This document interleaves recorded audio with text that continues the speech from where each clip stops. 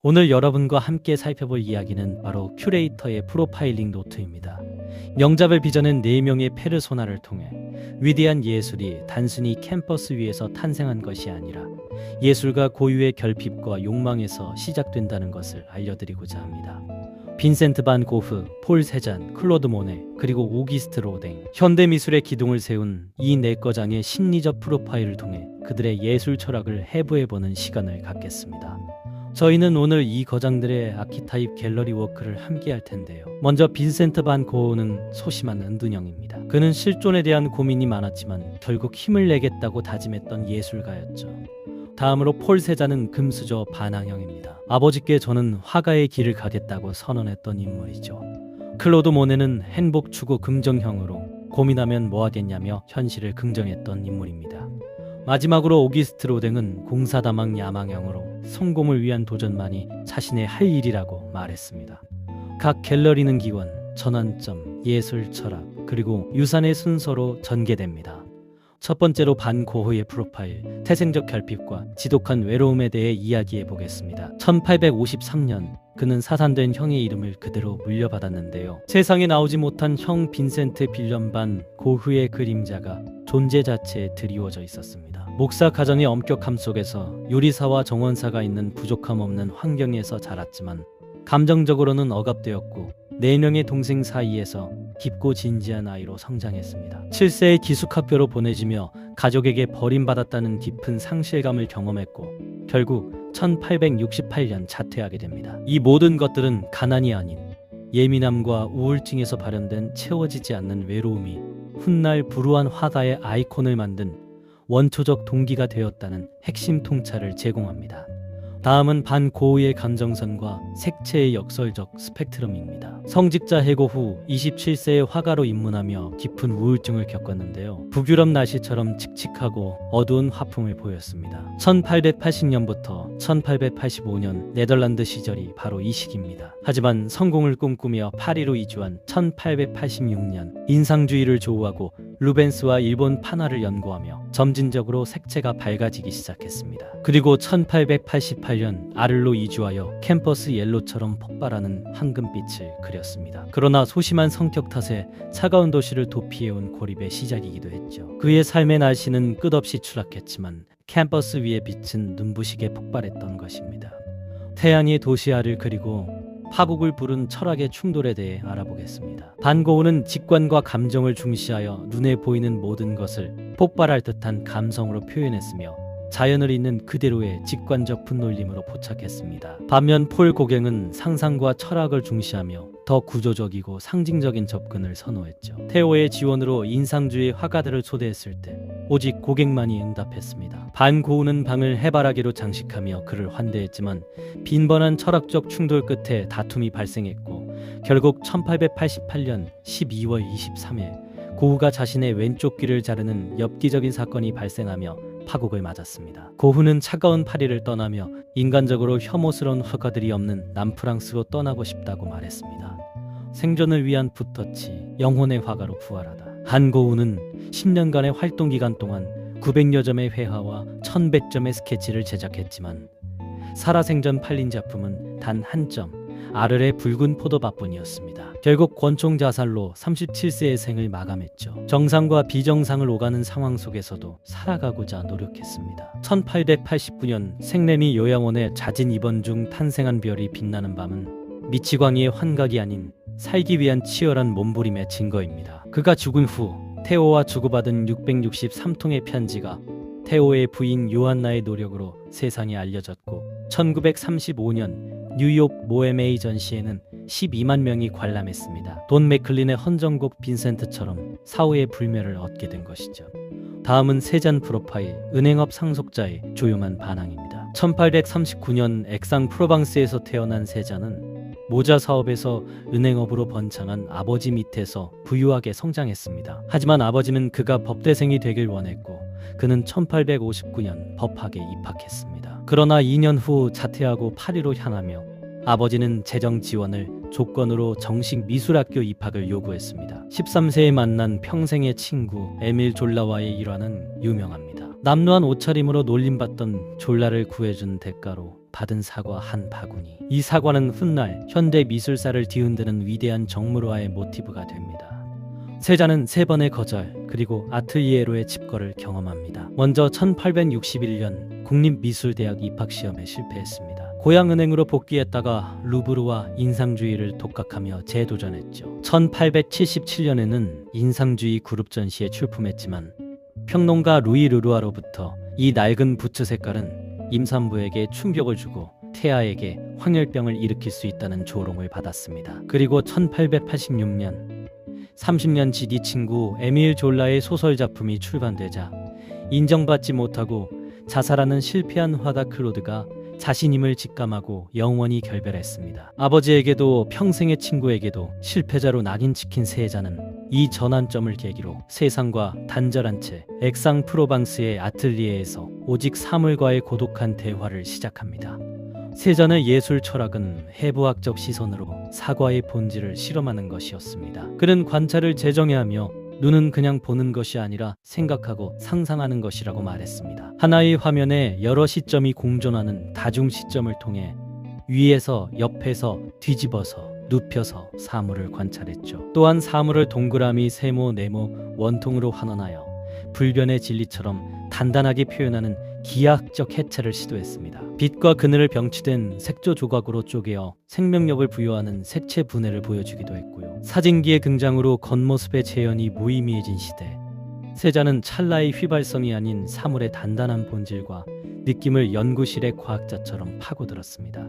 세자는 56세에 첫 개인전을 열고 현대미술의 아버지가 됩니다. 고향에서 묘한 그림을 그린다며 조롱받던 은둔자였던 그에게 파리의 화상 볼라르가 찾아와 56세인 1895년 첫 개인전을 개최했습니다. 모네가 첫 작품을 구매한 것을 시작으로 드가, 르누아르 등 당대 거장들의 찬사가 쏟아졌죠. 파블로 피카소는 세자는 우리 모두의 아버지였다고 말하며 세잔의 기하학 형태에서 입체파를 창시했습니다. 앙리 마티스 역시 원근감의 굴레에서 벗어나 다양한 색채의 자율성을 획득했다고 평가했습니다. 천재성이 아닌 사물 앞에서의 조용한 인내와 눈물로 1906년 폐렴으로 사망 직전까지 붓을 놓지 않은 그의 얼굴은 프랑스 백프랑 지폐에 새겨져 불멸이 되었습니다.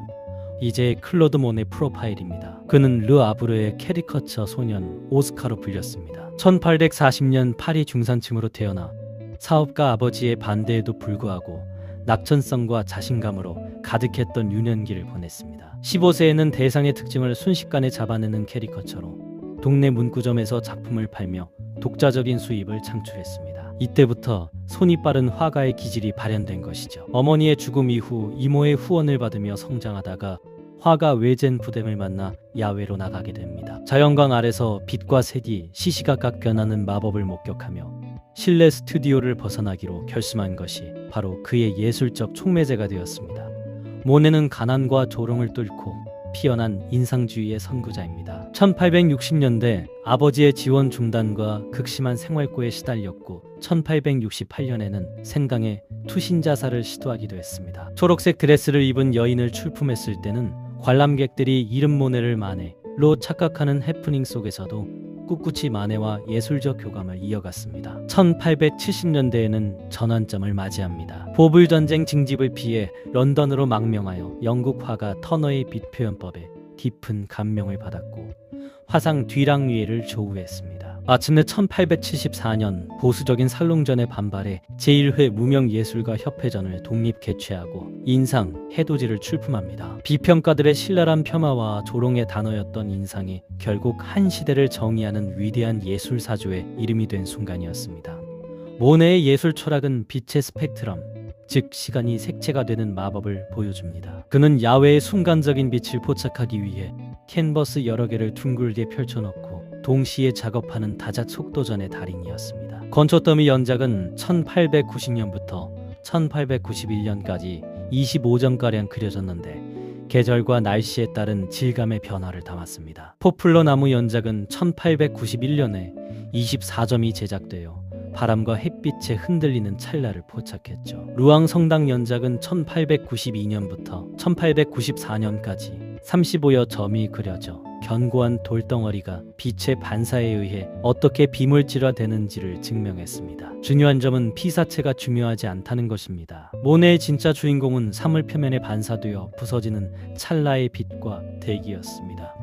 모네의 유산은 백내장의 어둠 속에서도 빛을 잃지 않은 안식처, 바로 지베르니 정원에서 꽃피웠습니다. 뉴욕 인상주의 전시 대응행으로 파산 위기를 극복한 후 1883년부터 1926년까지 지베르니에 정착했습니다. 자신이 직접 가꾼 정원은 최고의 캠퍼스이자 실험실이 되었고 30년간 250점의 수련 시리즈를 탄생시켰습니다. 부인 카뮤가 병으로 세상을 떠날 때조차 그녀의 얼굴에서 핏띠가 가시고 빛과 색이 변하는 과정을 관찰했던 지독한 시각 탐구자였습니다. 시력을 거의 잃게 한 백내장 투병 중에도 기억과 감각에 의존해 초대형 수련 작업을 감행했고 1차 세계대전 종전 다음 날인 1918년 11월 12일 평화를 위한 헌정으로 국가에 기증했습니다. 총길이 100m의 패널이 오랑주리 미술관에 영구 전시되며 영원한 안식처를 완성했습니다.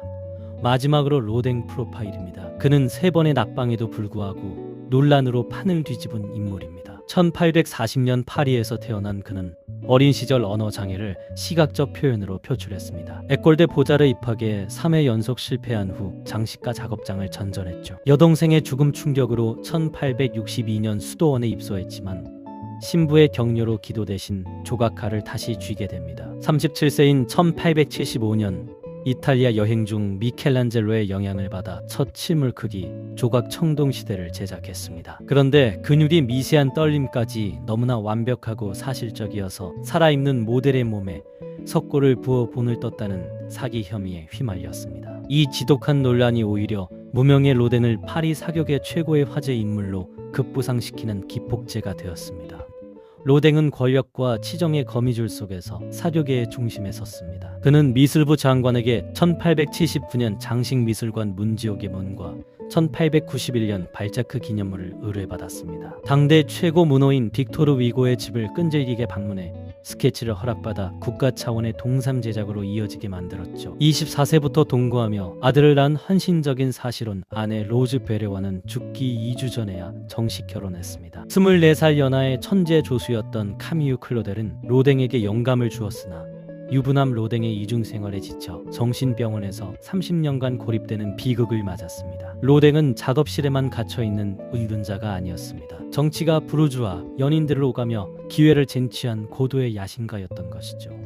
로댕의 예술 철학은 바로 역작의 탄생, 지옥의 문 위에서 사유하는 시인을 통해 드러납니다. 정부의 장식미술관 건립 계획이 만국박람회 오르세 디차역 건립으로 변경되며 취소되었지만 로댕은 포기하지 않고 이를 자신의 조각 인생을 집대성할 필생의 독립 프로젝트로 전환했습니다. 186명의 인간 군상이 단테의 신곡에 등장하는 도덕적, 육체적으로 타락한 인간들을 특유의 감각적인 손맛으로 뒤틀리게 조형했죠. 생각하는 사람은 원래 개별 작품이 아니라 지옥의 문상단에서 파탄에 이른 인간 세계를 내려다보는 단테, 즉 시인으로 구상되었습니다. 근육질의 인체가 무질서한 지옥 앞에서 치열하게 사유하는 형상이었고 주조 노동자들이 미켈란젤로의 작품과 닮았다고 하여 붙인 이름이 공식 명칭이 되었습니다.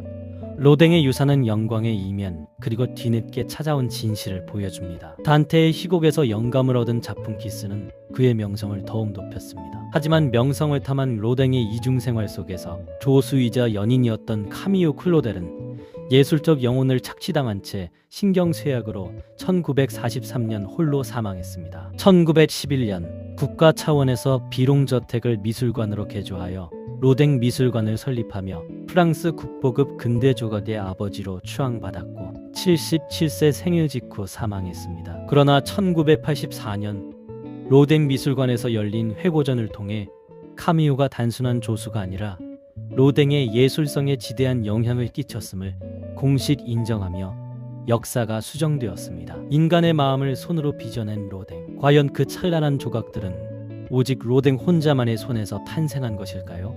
19세기 근대 미술의 한계, 즉 사진기의 등장과 원근법 및 재현의 종말이라는 뿌리에서부터 현대 미술은 진화했습니다. 모네의 빛은 형태를 지우고 찰나의 색채를 열며 인상주의를 완성했고 세잔의 기하학은 감각에 질서를 부여하고 형태를 재구성하며 입체파와 피카소로 이어졌습니다. 고흐의 내면은 눈에 보이는 형상이 아닌 내면의 격동을 색으로 토해내며 야수파와 표현주의의 씨앗이 되었고, 로댕의 욕망은 대리석에 갇혀있던 인간 본연의 고통과 에너지를 해방시키며 현대 조각의 시작을 알렸습니다. 감각, 이성, 감정, 욕망, 서로 완벽하게 달랐던 내꺼장의 성향이 충돌하고 뻗어나가며 비로소 현대미술이라는 위대한 생태계가 완성된 것입니다. 결핍은 어떻게 명작이 되는가? 가장 어두운 우울증 속에서 밤하늘의 소용돌이를 본 고흐. 친구에게 받은 사과 한 알에서 세상의 뼈대를 발견한 세잔. 시력을 잃어가는 순간에도 눈부신 연못의 평화를 기증한 모네. 스스로 지옥의 문 앞에 앉아 인간의 치열함을 조각한 로댕. 위대한 예술은 무결점의 천재성에서 나오는 것이 아닙니다. 그것은 자신의 치명적인 결핍, 상처, 욕망을 피하지 않고 정면으로 마주한 자들이 남긴 가장 솔직한 프로파일링 기록입니다. 갤러리 도록의 마지막 장을 덮으며 이제 여러분의 내면에 있는 아키타입을 마주할 시간입니다.